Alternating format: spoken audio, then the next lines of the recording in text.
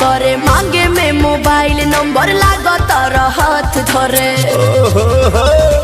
अच्छा मजाक करती हो।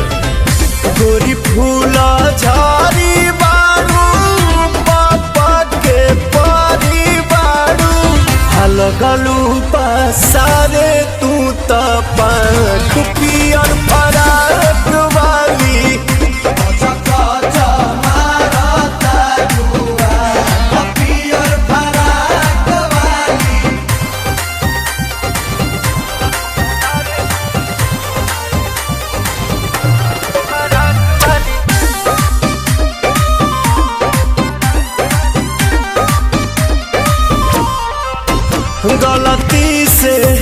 गलती से ये जान टकरा गई हो।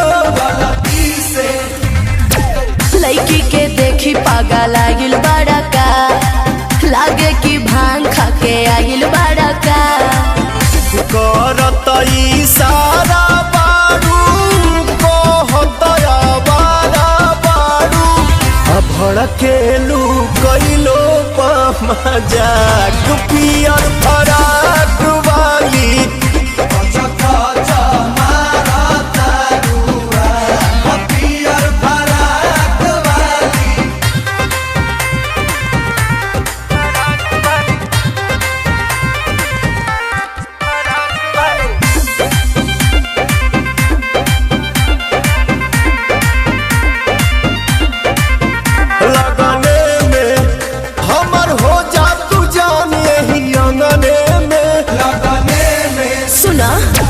हमके पटावे ना तू फूलवे से मारब चला के रसगुलवे से।